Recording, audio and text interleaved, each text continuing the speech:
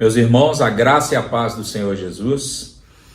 Eu quero compartilhar com vocês um texto da Palavra de Deus atinente a essas situações que nós temos passado, as situações que o mundo tem passado. Esse é um evento único até hoje na história da humanidade, um momento em que todos os países estão enfrentando o mesmo problema, todos os países estão em isolamento social. Então é uma situação que nós temos que enfrentar. Nós como cristãos temos que ser responsáveis, tementes a Deus e saber quais providências nós devemos tomar. Então eu quero ler na palavra de Deus, a carta de Paulo aos Romanos, no capítulo 5, nós vamos ler do verso 1 ao 5. Tendo sido, pois, justificados pela fé, temos paz com Deus, por nosso Senhor Jesus Cristo, pelo qual também temos entrada pela fé a esta graça, na qual estamos firmes e nos gloriamos na esperança da glória de Deus. E não somente isto, mas também nos gloriamos nas tribulações, sabendo que a tribulação produz a paciência produz a experiência, e a experiência produz a esperança. E a esperança não traz confusão, porquanto o amor de Deus está derramado em nossos corações pelo Espírito Santo que nos foi dado. Meus irmãos, já há algum tempo eu tenho afirmado na igreja que nós não teríamos mais a mesma liberdade de cultuar a Deus nas nossas igrejas locais. Chegaria um tempo em que nós teríamos que adorar a Deus, cultuar a Deus nos nossos lares, nas nossas casas, com as nossas famílias. Bem, o tempo da perseguição ainda não chegou. Eu creio que nós ainda teremos liberdade para estarmos reunidos na casa do Senhor. Mas essa é uma experiência que nós estamos passando nesse sentido. Nós não podemos mais nos reunir na igreja por enquanto. Nós não iremos mais ter os cultos à noite. Nós não temos mais a obrigação de manhã levar os nossos filhos na escola dominical. Então nós estamos soltos nas nossas casas. Nós estamos experimentando uma desobrigação no sentido de cultuar a Deus na igreja. E nós estamos viciados em cultuar a Deus na igreja. Nós não teremos mais uma equipe de louvor tocando instrumentos, nos dirigindo na adoração ao Senhor. Nós não teremos mais os nossos professores de escola dominical se preparando, trazendo uma palavra da parte de Deus para nós.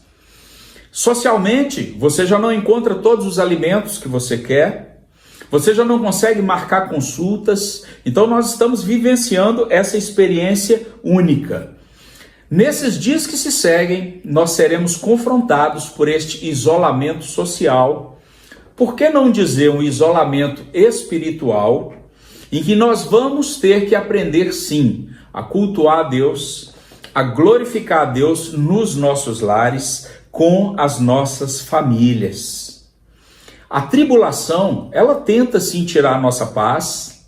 Essa situação, ela nos deixa temerosos com relação ao futuro, com relação à economia, com relação às nossas posses, com relação a como nós vamos sustentar nossas famílias, os nossos estudos. Mas eu quero dizer para você que nós temos que depositar no Senhor a nossa esperança. O salmista diz no Salmo 9, o Senhor será também um alto refúgio para o oprimido, um alto refúgio em tempos de angústia. Em ti confiarão os que conhecem o teu nome, porque tu, Senhor, nunca desamparaste aos que te buscam. Eu quero dizer para você que Deus não vai te desamparar.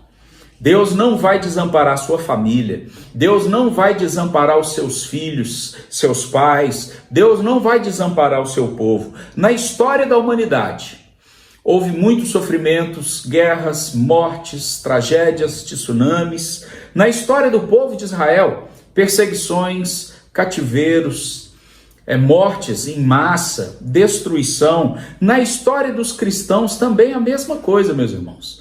Cristãos foram queimados, cristãos foram julgados aos leões, cristãos tiveram seus filhos arrebatados, cristãos tiveram seus bens tomados. Muito sofrimento já passou pela vida dos cristãos e agora chegou o momento de nós, os servos de Deus, encararmos o sofrimento de frente.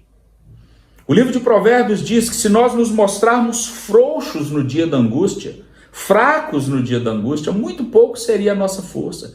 Mas a nossa força nós entendemos que ela vem do Senhor. A Bíblia diz, diga ao fraco, eu sou forte. Mas forte como? Forte no Senhor. Então eu quero que você tenha esperança. Eu quero que você não perca a fé. Eu quero que você não desfaleça. Mas eu quero que você cultue a Deus com a sua família. Não permita que os seus filhos sejam influenciados por toda a desesperança que está ao redor.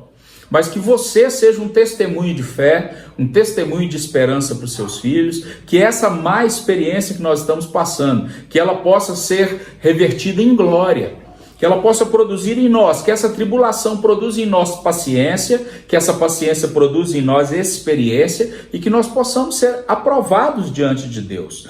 Em tempos difíceis, algumas ações são necessárias, meus irmãos. Primeiro, coragem. Coragem para enfrentar os dias difíceis. Com certeza, os nossos avós, bisavós, eles tiveram que ter coragem para servir a Deus. Eles tiveram que ter coragem para enfrentar um mundo com todas as dificuldades que o mundo nos apresentava. E eu quero dizer para você que nós temos que ter coragem. E coragem não é não ter medo. Coragem é dominar o medo. Como? Através da confiança no Senhor. No Senhor está a nossa esperança, no Senhor está a nossa confiança. O inimigo, ele tenta nos derrotar, mas ele não pode. Nada pode nos afastar do amor de Deus. Nem a profundidade, nem a distância, nem os principados, nem as potestades, nem as dominações. Nós estamos escondidos em Cristo Jesus. Então seja corajoso, meu irmão. Enfrente esse problema com a cabeça erguida e os joelhos dobrados diante de Deus. Vamos colocar em oração não só nossas famílias, não só a nossa igreja, vamos colocar em oração também as pessoas que estão sofrendo, as pessoas que estão dormindo na rua. Você imagina a situação se nós estamos na nossa casa com todo o conforto? Imagina as pessoas que estão nas ruas sem ter o que alimentar. Imagine os países que estão passando por essa situação em extrema pobreza. Então tenha coragem. Uma segunda atitude, paciência. Irmãos, a Bíblia diz que tudo tem o tempo certo. Tem tempo para todas as coisas. O salmista diz, esperei com paciência no Senhor e ele se inclinou para mim. Ouviu o meu clamor, tirou-me de um lago horrível, do charco de lodo. Pôs os meus pés sobre uma rocha, firmou os meus passos, e pôs um novo cântico na minha boca, um hino de louvor ao nosso Deus. Muitos o verão e confiarão no Senhor. Salmo 40, o salmista vai dizer isso. Deus determinou um fim para o nosso sofrimento. Ainda que o sofrimento se estenda por todos os nossos anos de vida, a Bíblia diz que se nós esperarmos no Senhor, somente nessa vida, nós somos os mais miseráveis de todos os homens. A nossa esperança é numa vida por vir. A nossa esperança é que um dia o Senhor há de nos restaurar, há de restaurar todas as coisas. Também é necessária uma terceira atitude, meus irmãos: obediência. Nós já sabemos que temos que obedecer ao Senhor, nós sabemos que temos que obedecer os nossos líderes, e agora nós temos que saber que temos que obedecer às autoridades constituídas por Deus para dirigir essa nação.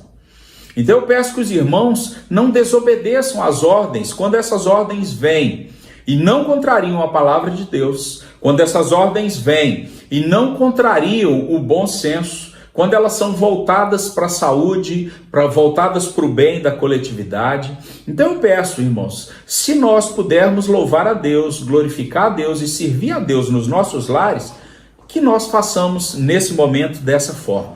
Eu tenho certeza que Deus providenciará um meio para que nós possamos voltar, possamos estar na presença do Senhor, reunidos na casa do Senhor, reunidos na igreja local. Então não perca a sua esperança. Obedeça a Deus e ande em seus caminhos. E uma quarta atitude é a humildade. Vocês já repararam que em momentos de intensa dificuldade, os homens de Deus recorreram às vezes até a seus próprios inimigos? Abraão, no momento de grande crise, de grande fome na terra, procurou o Egito. Isaac procurou o Egito. Jacó procurou o Egito. O rei Davi, antes de ser empossado, quando ele era perseguido por Saul, quando ele estava passando por todas aquelas situações difíceis, ele encontrou refúgio junto aos filisteus, junto aos inimigos do povo de Israel.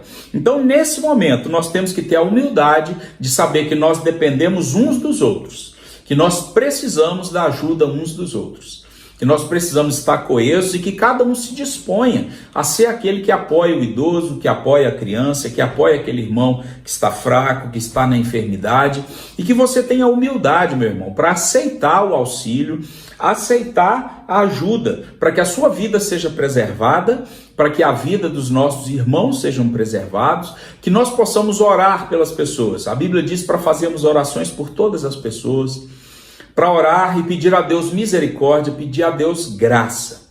Eu quero te dizer mais uma vez que essa é uma situação única na história da humanidade. O momento em que todos os países de todos os continentes estão enfrentando a mesma situação e nós estamos tomando conhecimento de muitas mortes que estão acontecendo em outros países, no nosso país também. Então é o momento de nós dobrarmos os nossos joelhos. A Bíblia diz que muito pode a oração do justo os seus efeitos. Então nós, como servos de Deus, temos que clamar pela misericórdia de Deus, pelo agir de Deus, para que Deus cure esse mundo, para que Deus cure esses países. Essas doenças, essas enfermidades, eu quero dizer para você que ainda não é o fim. São só o princípio das dores. Muitas outras coisas ruins ainda virão. Eu imagino que essa é uma janela que se abriu e que daqui em diante o mundo vai estar aberto para uma liderança mundial. É isso mesmo. As condições necessárias para uma liderança mundial já estão presentes. A mídia mostrou isso, a informação mostrou isso, os jornais mostraram isso. Por isso eu peço aos irmãos, fiquem firmes e constantes, sabendo que a nossa salvação já está muito próxima. A vinda do nosso Senhor Jesus já está às portas.